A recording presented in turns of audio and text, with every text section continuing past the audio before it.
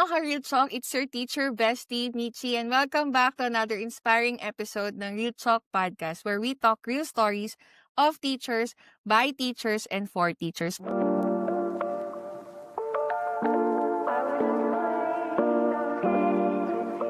Now, today's episode is really close to my heart kasi hindi lang siya basta guest. She's someone who's been part of my journey both inside and outside classroom. And we were once co-teachers for the 8 years of my life sa service. She's one of my trusted colleagues and yes, she's also my ninang sa kasal. She's been teaching for around 18 legendary years. A loving mom of 2 boys and now an aspiring school head after recently passing the national assessment for school heads. Despite all the challenges, distance, motherhood, and career hurdles, she never stopped learning and growing. So today we'll dive into her story, how she stayed grounded yet driven, how she found growth after, some transfers, and how teachers like us can keep the fire burning even when the system feels heavy. So please welcome my ninang Ma'am Hani. Yan, Ma'am Hani, kamusta ka naman? Hello po. Ayan. Hello, kumusta? Yan, starting tayo sa conversation, Ma'am Hani, no? 18 years ka na sa service. Pero I'm so curious, what still keeps you going after all those years in the classroom? Of course, kasi necessary for a living.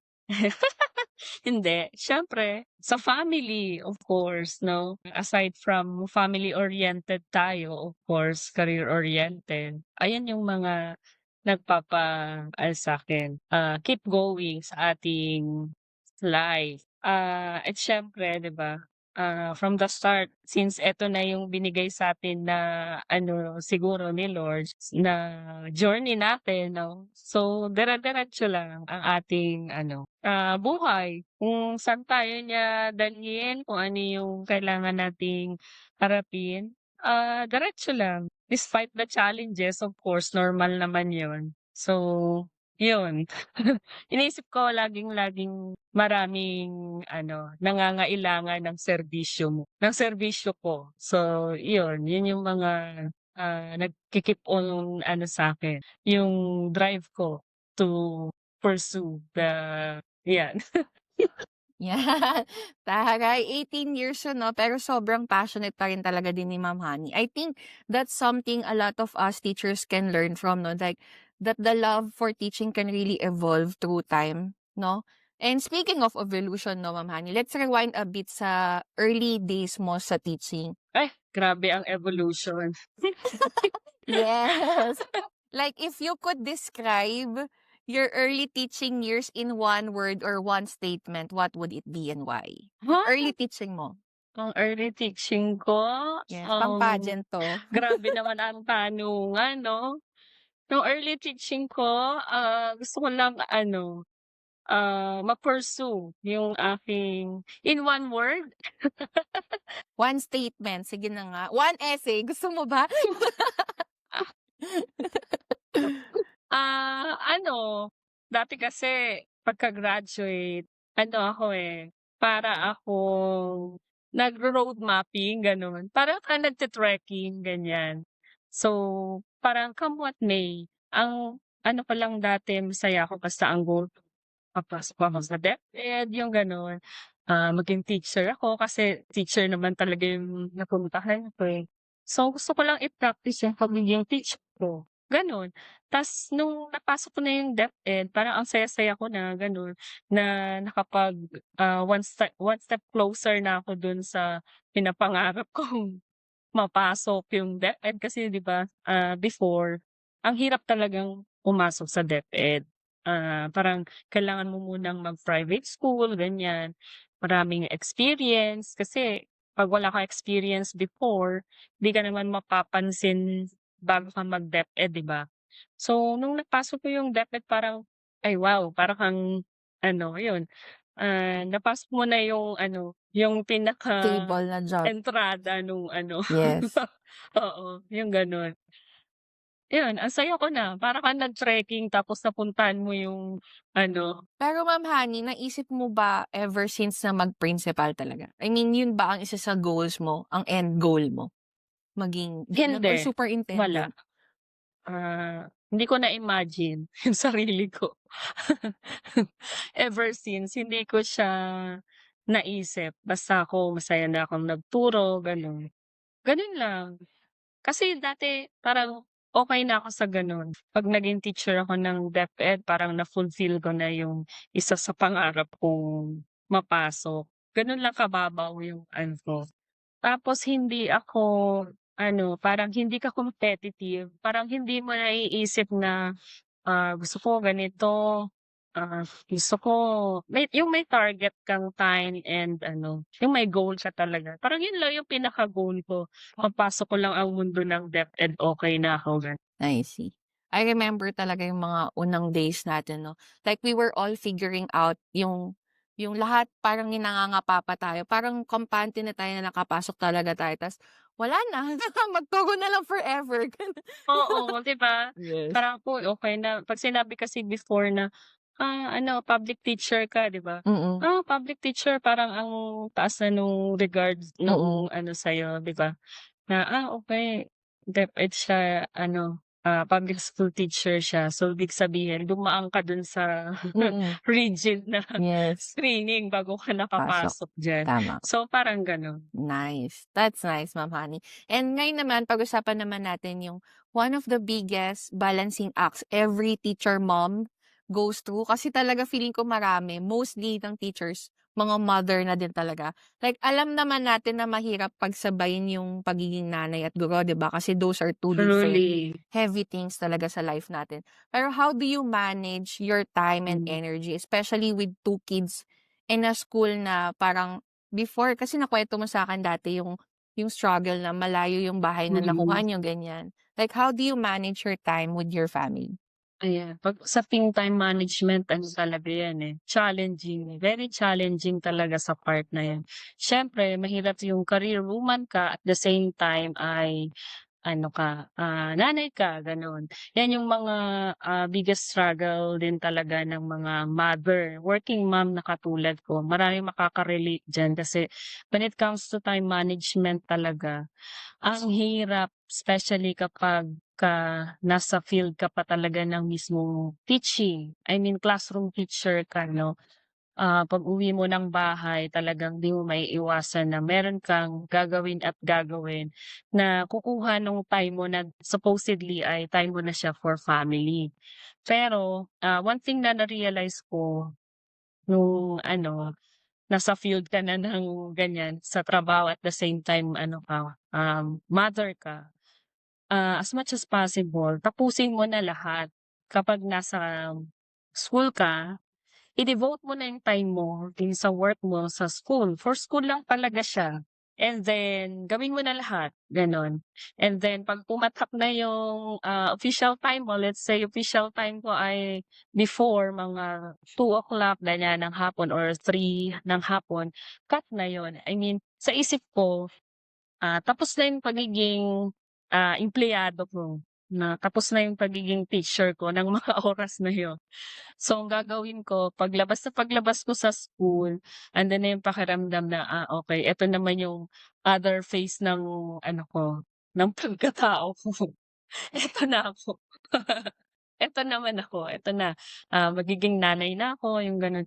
Parang, gagawin mo yung best mo din na pinaka-best mo na ma-fulfill mo naman yung pagiging mother mo. Oo, one way na yun na ginagawa ko, hangga't kaya ko, yung ipagluluto ko yung mga anak ko ng 'di ba, yung ayoko as much as possible ayokong, yung mga instant na food, yung ganyan, o order or bibili ng ano, gano'n. Home cooked meals Parang talaga. yun yung way ko. Oo, yun yung way ko para maano ko yung pagiging mother ko in terms of sa food, sa mga gamit nila sa bahay, gano'n, gano'n. Pag-uwi ko sini-situate ko na na gagawa ko yun, Mm. gano'n. So, balancing lang talaga, time management. Kung kaya mong gawin na sa school yung sa work mo, yung work related mo, gawin mo siya sa school. And then pag-uwi mo ng bahay, plain housewife, nanay, gano'n. And then kinabukasan back to ano ka na naman, Teacher. teacher ka na naman, gano'n. Yes. Gano'n lang, pero sa awa ni Lord, nakaya naman siya. At And then kinakaya siyempre pa. yung part pa ng professional, yes, of course. At saka yung professional growth mo, nandun na rin yun. Hindi ka lang mas stuck dun as mom, as employee. Siyempre may time ka rin to ano 'no, to grow as professional, gano'n. Yung personal growth mo and professional growth mo, Mm, kailangan mo rin yung i-balance. Papasok mo rin siya dun. mm. So, ang hirap. Hindi siya birong gawin, pero kinakaya. Yeah, I love that, Ma'am Honey. Mm. Actually, yun na yung next topic, yung point natin. Like, siguro, isa sa mga, hinahangaan ko talaga sa'yo kasi talagang nakita ko yung struggles mo nung time na nag-aaral ka eh. Talagang, parang, paano nakakayanan ni Ma'am Honey to, Super. no? Parang, tas ang ganda talaga ni Ma'am Honey, guys, sa mga hindi nakakita. Gandang-ganda talaga ako sa mina ko, my gosh. Parang wala siyang struggle sa life, ganon. Ang daya nung cam mo diyan. Bakit dito sa cam ko? Hindi, Real talk ka 'to. kaya yan ng tool ko, Ma'am Honey. Lalabas natin yung ganda mo later. Pero yun na nga, a part ng purpose talaga. I know, parang yung purpose natin, it comes from the passion for learning talaga. So, yun naman yung pag-usapan natin. Like, alam ko you finish your master's degree sa Hmm, RTU, di ba? Tama ba? RTU? oo. Ang big- Few days. Yes. And now, like, alam ko nagpa-pursue ka na ng doctorate mo eh. What made you naman decide to keep Hmm, studying oo, despite the nag-start uli demands ako. of teaching? Ha? Nag-start Nagbalik loob. sa, I mean, nagbalik loob uli ako sa grad school, sa doctoral what do you naman. mean? Paano nagbalik? Bakit nag-stop ka ba before? Kasi 'di ba 2021 na-finish ko yung ano ko 'di ba, masters. Mm, So sabi ko parang napagod ako, mm. sabi ko parang i-allow ko muna yung self ko to ano, to Right. relax 'di ba, give time to myself, sa family gano'n. Parang se-set aside ko muna yun sa ano, sa career, sa studies. So okey na muna ako sa ganito. And then siyempre dahil hiningi ng pagkakataon parang sabi ko sa sarili ko, it's time to ano, to be back. Wow. Parang kailangan ko na uling Comeback is real. kailangan ko na uling ano, oo, gano'n. Ayun, So, what made you nga? nag-enroll na naman ako, oh, 'di ba? Nice. Congrats. Ano, siyempre iniisip mo na, eto na naumpisahan ko na 'to. Tapos hiningi na siya ng pagkakataon which is hindi ko naman ine-expect na ganito yung magiging career path ko. Para tinry ko lang naman kasi na ganito. Since ibinigay siya, so it means 'di ba, nandito ka na, eh. So siya kailangan ano ka na, fully ano ka na, geared yung ano mo, yung pagkatao mo ganyan. Parang i-fulfill mo na ng tuloy-tuloy kasi naumpisahan mo na siya, parang gano'n. No turning back, charis. Nakaka-inspire naman din talaga yun, Ma'am Honey. Parang siguro nangyari yung experience mo na yung nag-push sa'yo talaga to finish or pursue this career path talaga, 'no? Mm. Tsaka ano pagkataon na at saka ang daming tao, especially yung family, husband ko gano'n. Yung support system napakalaking factor dito yan. Yung support system mo, friends, yung mga I mean yung mga ano, genuine friend ha. I mean yung mga quality circles, yung mga quality people na nagsu-surround sa'yo. Yung sila talaga yung magpu-push sa'yo na, "Oh, ano kaya mo yan, ganyan, ganyan." Sige, yung gano'n. Yung kumbaga ikaw 50-50 yung trust mo para sa sarili mo, pero yung mga taong nakapaligid sa'yo parang, "Ay wow," ano, sila na kaagad yung ano na sila, parang Pala-desisyon? kino-confirm na nila gano'n. Oo, na na sige gano'n ikaw, mga pusher sila. Yes. Ipu-push ka talaga nila. Makikita mo naman kung sino yung talagang mga genuine na taong gusto ka talagang mag-grow, Nice. I love gano'n. that. So, sila yung mga support system Mm. ko. Importante yun, eh. Ang hirap kasi maging mag-isa sa journey ng teaching career 'no, parang kailangan mo lagi ng connection Oo, and alam mo support 'yan. system, 'di ba? And Correct, I think oo. mga teachers or sa mga ibang teachers na parang they feel lang okay na 'pag once na nakapasok na sila or like na-regularize na sila sa trabaho or naging Oo, tenured na parang parang sanay na sila or like comfortable na sila sa spot na yun. re-stuck Oo. na So, dun. parang nakaka-inspire lang Yes. yung kwento mo about like keep on continuing yung progress ng growth mo as a teacher. Pero yun na nga, pag-usapan natin naman yung recently na-achieve mo lately, like sabi mo na balitaan ko 'to, sa Facebook post na pumasa ka na sa National Assessment for School Head. Ta's nung nabasa ko yun, school head? Magpi-principal si Ma'am Honey? Yun talaga yung pumasok sa principal? Si Ma'am Honey? Gano'n, parang hindi naman sa nagdududa ako sa'yo ninang 'no, pero parang hindi mo 'to nabanggit ever sa'kin before na may balak ka ng mga ganito. So, yun lang parang na-amaze ako na, wow, principal na si Ma'am Honey. Pero at sa other part, principal, totoo ba 'to? Si Ma'am Honey? Parang dati ayaw niya 'to, eh. Kaduda-duda, eh, 'no? Alam ko ayaw niya 'to before, parang gano'n. So, or hindi siya napag-uusapan. Pero Oo, yun na nga, how did you or wala talaga siya sa yes, how plan. did you prepare for it and what was going through Oo. your mind nung nalaman mong pumasa ka na? Honestly honestly hindi ko siya plan talaga at saka hindi rin ako gaanong prepared for that. Kasi unang-una yung masters ko hindi naman for management talaga, eh, ng supervision, 'di ba, and admin, ganyan. So, ibig sabihin hindi ko siya talaga ano, binalak na maging gano'n. Pero dumating kasi ako sa point na ano, alam mo yung nape-pressure ka rin para sa sarili mo. Kasi nakikita mo yung mga kasabayan mo, parang siyempre may mga ano kasi sa DepEd, eh, yung mga batch-batch. So yung dun sa mga among may batch parang sila ano, parang, master teacher na sila gano'n. Yung iba ganito na sila, 'di ba? So parang ikaw feeling mo stuck ka. May gano'n akong feeling na stuck na ako ganyan. Natapos ko naman yung masters ko pero feeling ko stuck ako yung gano'n. Ta's sabi ko, why not Parang ano what's next? oo, sabi ko anong ano, okey ganito ba ako natapos sayang naman yung pagpapakahirap ko sa RTU tumatawid ako ng tulay ng Guadalupe, ganyan-ganyan, tuwing Sabado, nakikipagbaragan ako gano'n. Mm. Sayang naman yung in-effort ko na gano'n, yung time ko para sa family ko ginive up ko yung every Saturday. Tapos parang stuck na ako do'n, so gano'n na lang ba yun, gano'n. Ta's sabi ko, parang gusto kong i-try something new, gano'n. Ta's nakita ko naman na, sakto yung parang may opening for item ng head teacher, ganyan. Although hindi ko talaga siya planong applyan, kasi may master teacher din na opening. So pareho ko silang in-applyan, nag-try lang ako. Sabi ko which is which, yung ang mauna dito sa dalawang 'to, ibig sabihin yun yung para sa'kin. So pareho ko silang in-applyan, nag-apply ako ng master teacher 1, nag-apply ako ng head teacher 3 na item.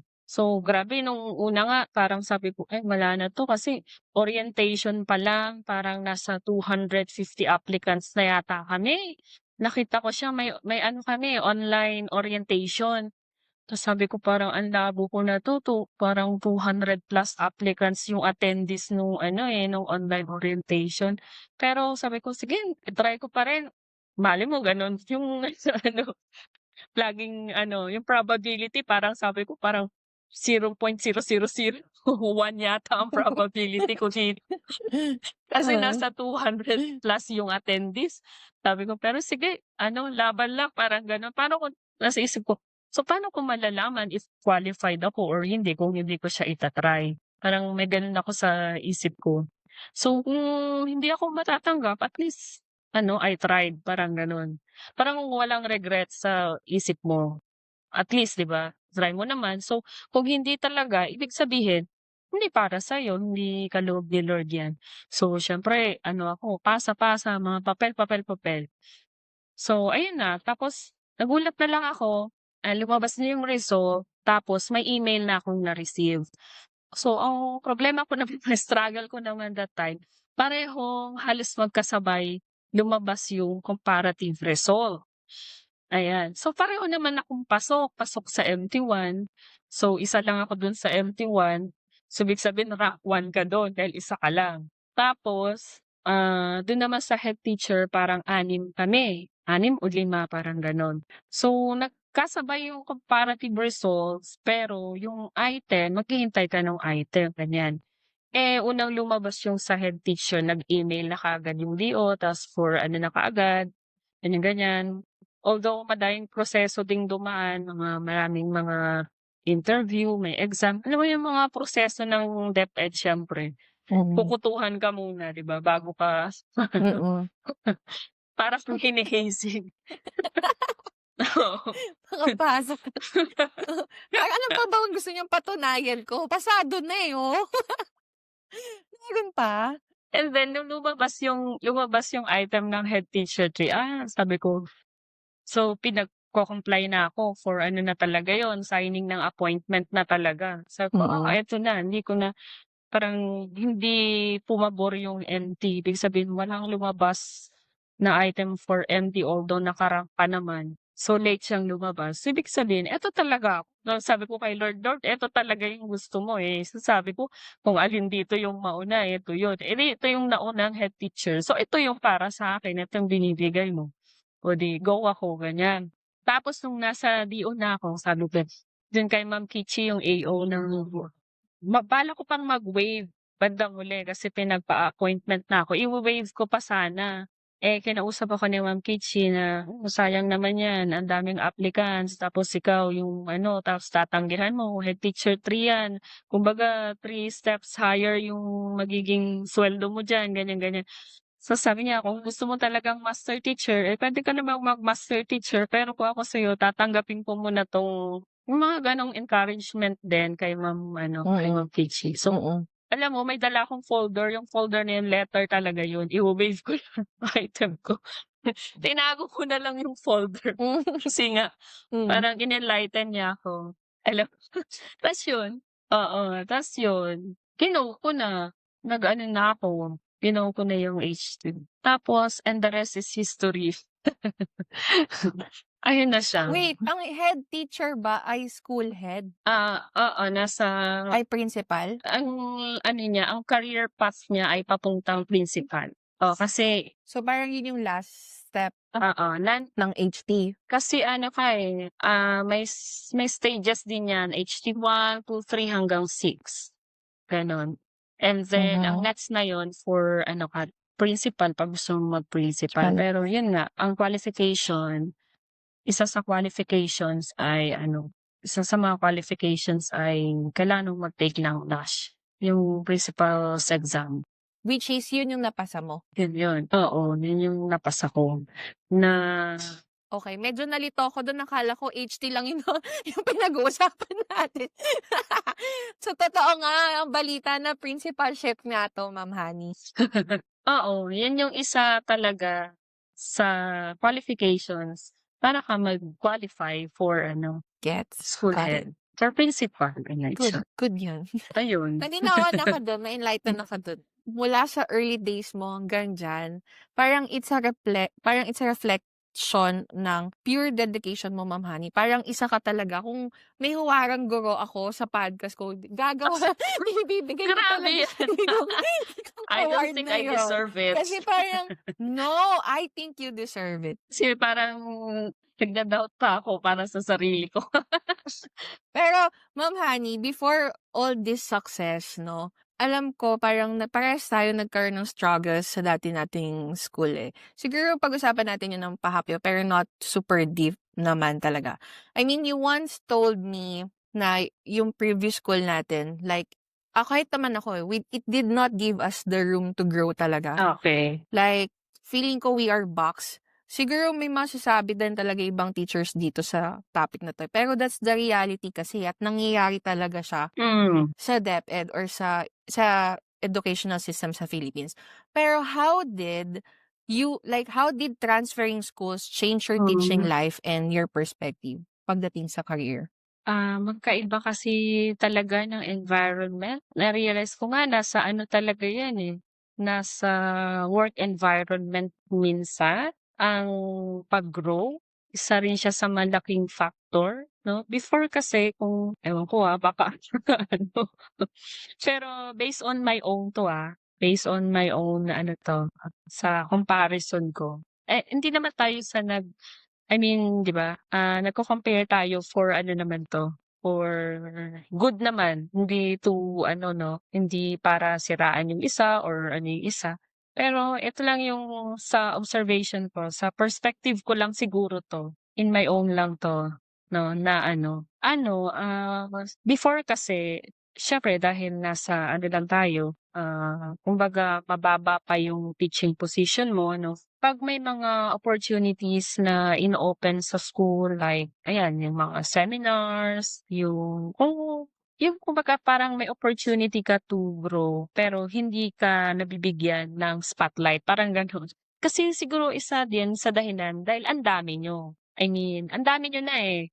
Ang dami pang pumapasok 'di ba, yearly ang daming pumapasok sa ano, sa DepEd, sa school 'di ba? So parang nagkakataon na hindi sa'yo mabibigay kasi nga ang dami niyo, gano'n. So at saka kapag, nasa low position ka pa parang kung sino yung mas mataas yung posisyon parang sila yung mas unang bababaan, parang gano'n. Kasi ang nasa isip parang sila yung mas nakakaalam ng sistema, ng gano'n, ng mga gagawin kasi sila yung mga nandun kumbaga nasa frontliners na sila, eh, 'no. Sila yung nakakaalam na nun. So, bakit pa namin ibababa dun sa mga, mas mababa yung posisyon, eh, nandito naman sila na ready na mas marami na kumbaga knowledgeable sila dun sa area na yun or kung ano man yung concern doon, 'di ba?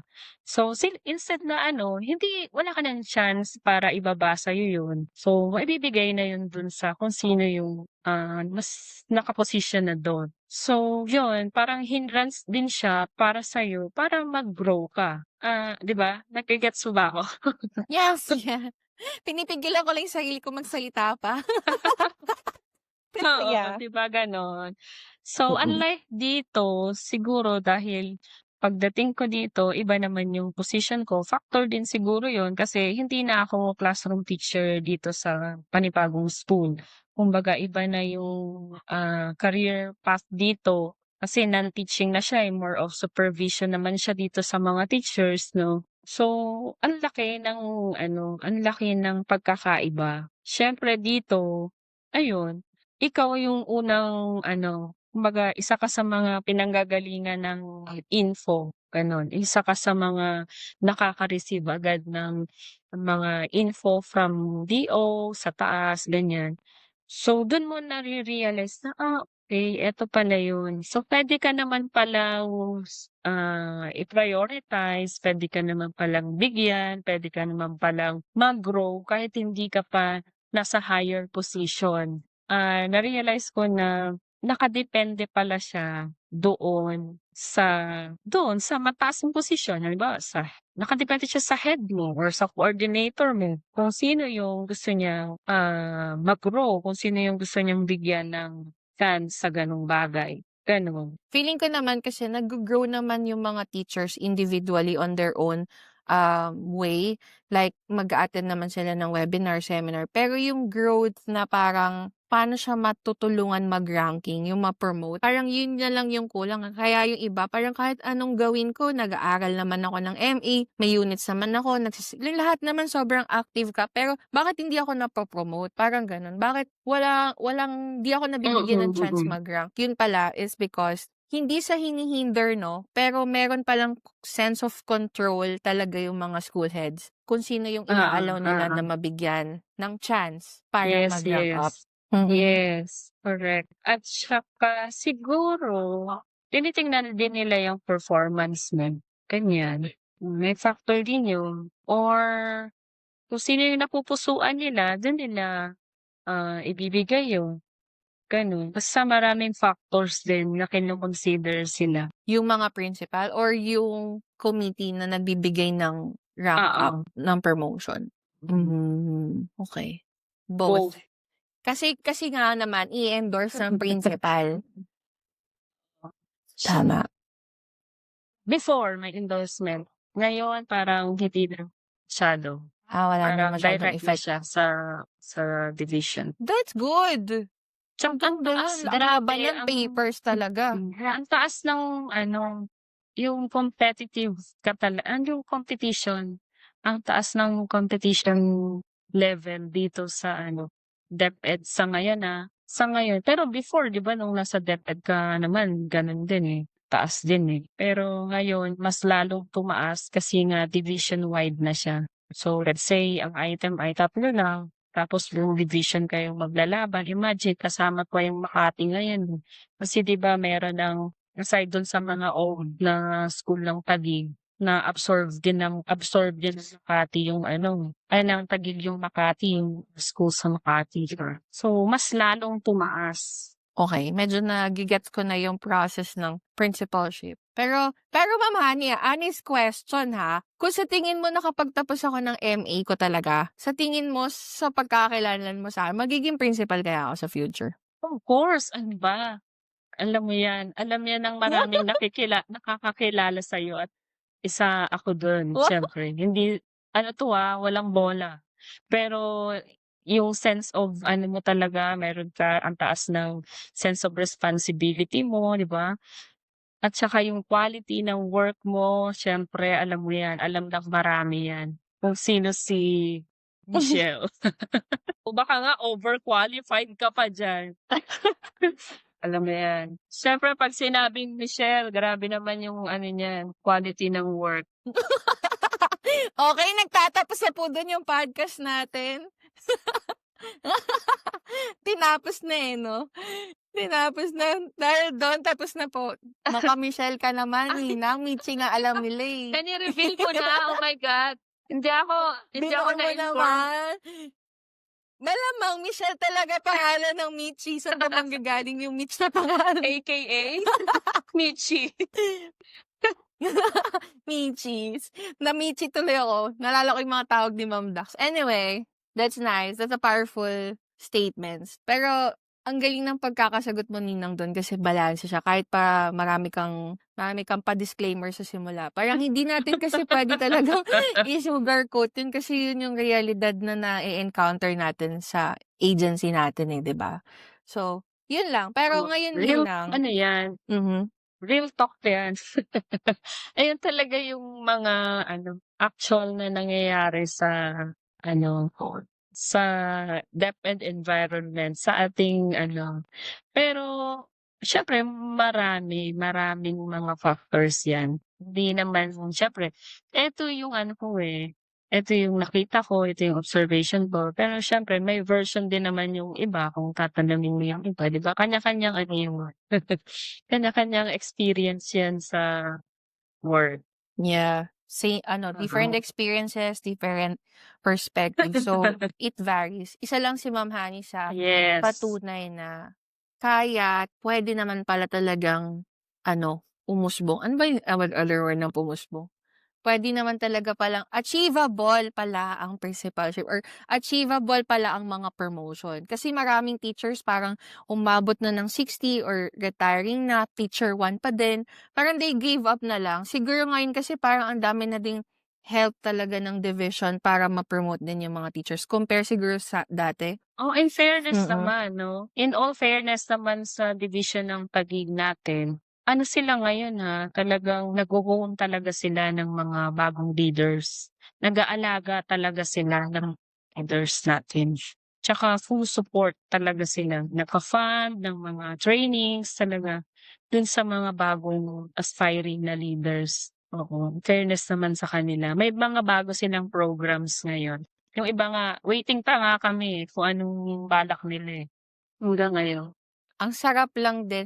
Nung binanggit mo yan, Ninang, na-miss ko bigla. Ang sarap maging teacher or empleyado sa Taguig, sa totoo lang, sa lahat na nakikinig. Talagang kahit pa mahirap ang DepEd, hindi mo, I mean, nandyan yung Taguig government to support the employees talaga. Kahit ako nung nagre-resign na ako, hindi ako masyadong nahirapan kasi sobrang transparent din talaga nila sa division office na 'pag ito yung proseso, ito talaga yung proseso, wala ng marami pang eme-eme. As compared doon sa ibang division, kasi yung level 'no, yung ratio ng promotion sa'tin medyo mas mataas sa Taguig compared doon sa ibang division. Yes. Now naman Ninang, let's move naman to this, like we talk naman dun sa mga baguhang teachers 'no. As a teacher who's been through like both ups and downs, what do you think naman is the secret to last in this profession? Parang ano yung recipe para tumagal pa sila sa profession na 'to? Kasi Ninang, sa podcast ko, kahit nung resignation journey ko, hindi pa sila gumagraduate ng course, ayaw na nilang mag-teacher. So, bakit pa kayo nag-aaral ng ganyan kung ayaw niyo na? Tapos yung mga kaga-graduate lang, ay hindi na Oh. nag-a-apply, ayaw daw nilang maging teacher. So, ano yung sa tingin mo ay yung maka-encourage sa kanila para tumagal sila? Ano, perseverance is the key. Sorry. Mag-persevere sila.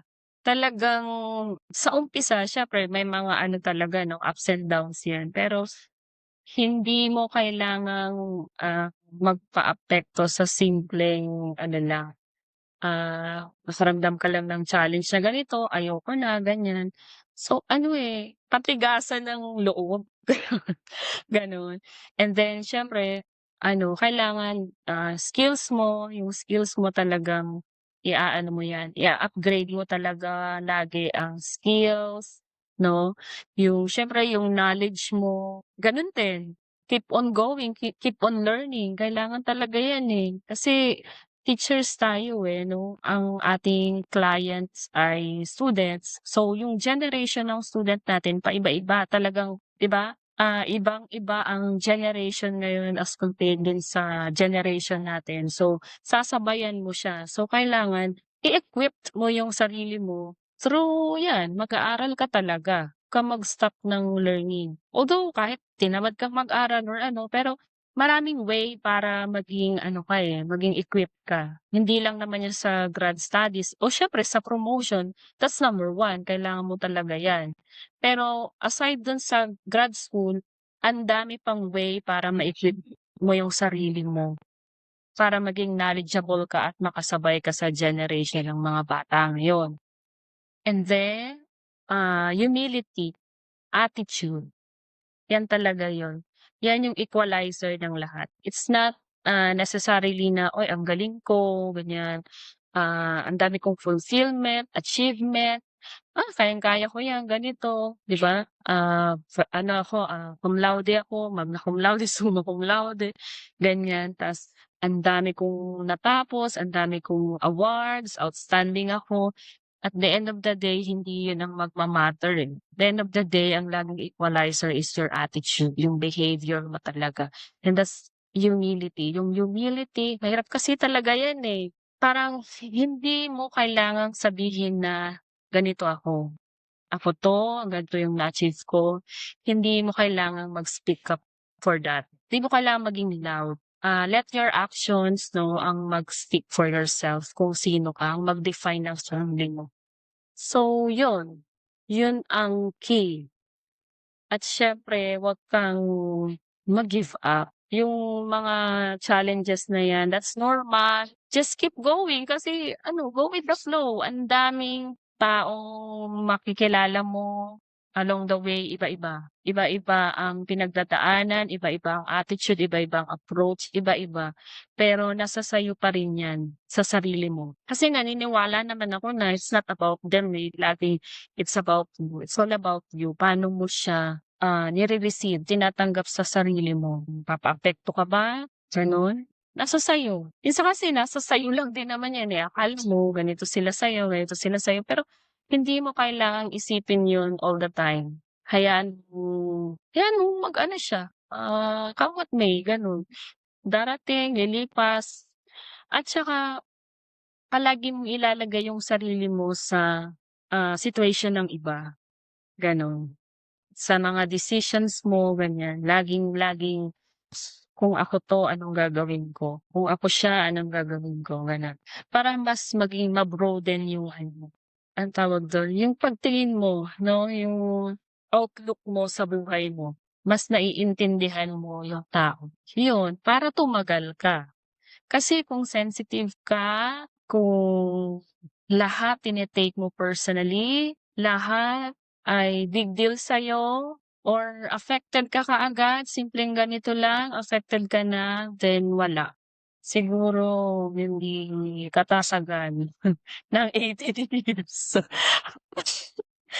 Pero siyempre maraming pagkakataon, 'di ba nga kung saan mo nahanap yung sarili mo, dun ka. Siguro yung iba kaya naman ano, mas nahanap nila yung sarili nila sa ibang ano, sa ibang bagay, sa ibang sitwasyon, yung kaya sa kanila. Yun. Oo, direksyon, yes. Sabi ko na sa inyo guys, si Ma'am Honey talaga yung magpapabalik sa'kin sa pagtuturo, eh. Oh, yeah. Sinabi ko talaga yan, eh, sa kanya. Actually, Ninang, isa talaga sa goal ng podcast na 'to is for me to check or baka ma-realize ko ulit yung or ma-discover ko ulit yung love for teaching. Baka, alam mo yun, ito na yung way for me na ibalik yung, alam mo yun, yung passion. Kasi gusto ko naman talaga magturo.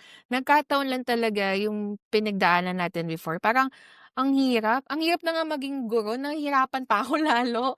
Yung ganong level. Tsaka, ito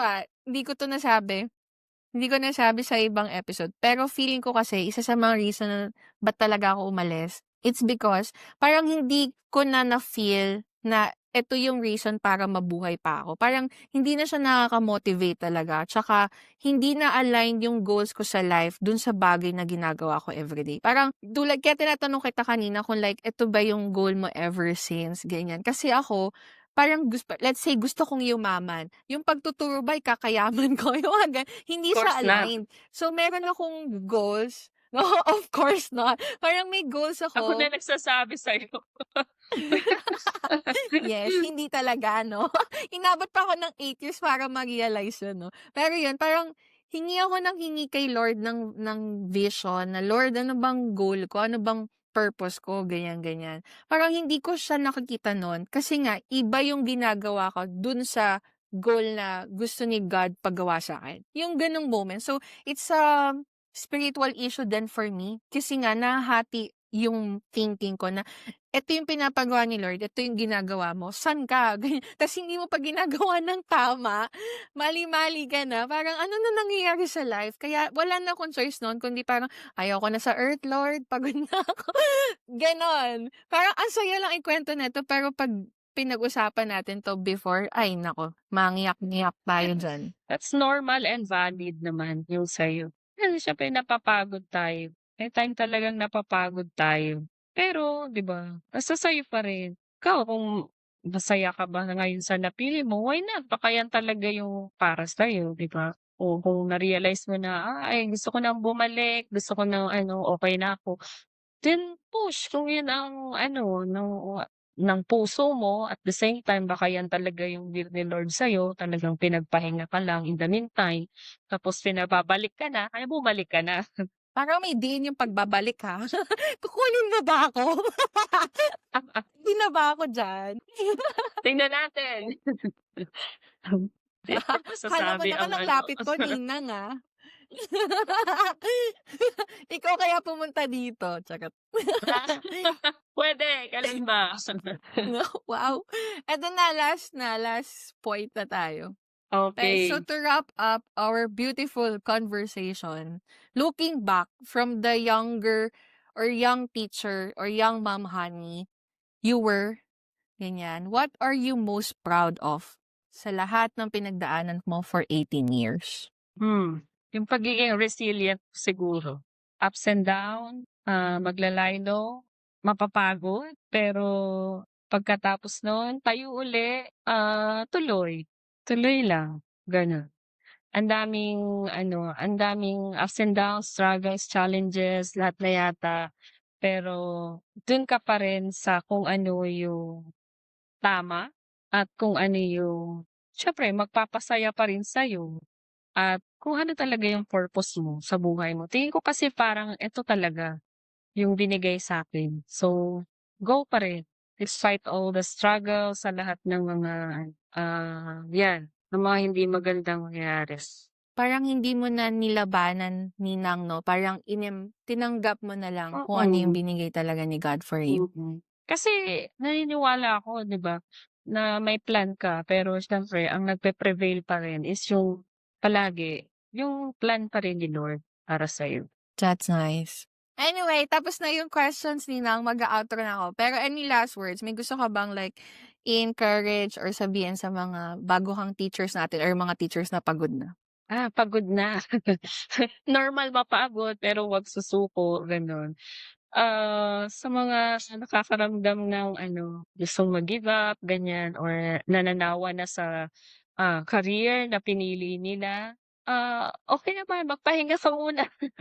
Pero, siyempre at the end of the day, kung ano pa rin yung, goal mo, ano pa rin yung will ni Lord para sa'yo, mahirap kasi yung pinipilit mo lang, eh. Siyempre always ask for divine intervention pa rin palagi. At saka yun nga, yung plan mo kasi minsan mahirap sundin yung plano lang ng tao, eh. Palaging siyempre ahead of you, palaging si Lord pa rin ang nakakaalam kung ano talaga yung best for you. Pero gawin mo lang palagi kung ano yung tama, kung ano yung mas makakabuti at kung ano yung makakapagbigay sa'yo ng happiness at kung ano yung sa tingin mo ay dun ka maggo-grow and then push mo yun and go for it. Huwag mababa. Okay, grabe mga ka-real talk. I'm sure na you felt that same sense of pride and inspiration na habang pinapakinggan ko si Ma'am Honey 'no. Yung journey niya, it reminds us that being a teacher isn't just about lesson plans or grading papers. It's about growing or learning and never giving up on ourselves, lalo na sa pinili nating career 'no. To every teacher out there, especially those who feel like stuck talaga, remember, you can always start again, transfer, study, or simply dream. Yung mangarap lang, nakakatakot kasi kapag ang tao walang pangarap talaga eh. Yung journey natin doesn't end where you are right now. Parang hindi dyan natatapos. So, yun na nga. Thank you, Ma'am Honey. Thank you sa pag-allow sa akin nito. And sana hindi lang yun yung last date natin, no? Pero bibisitahin ko kayo dyan ni Sir Nolly for sure. Oo. Oo, welcome na welcome ka dito. Ikaw pa ba? Yeah. Thank you for sharing your heart and story with us, Ma'am Honey. And thank you sa mga Karyotchok natin na nakikinig at nanonood dyan. If you love this episode, don't forget to follow the Ryotchok Podcast on Spotify, Apple Podcasts, and YouTube Music. And before we end, here's our food for thought. Growth doesn't always mean moving up. Sometimes it's moving forward. One brave step at a time. Until next time, see you. I'm your teacher, Bessie Michi. Bye!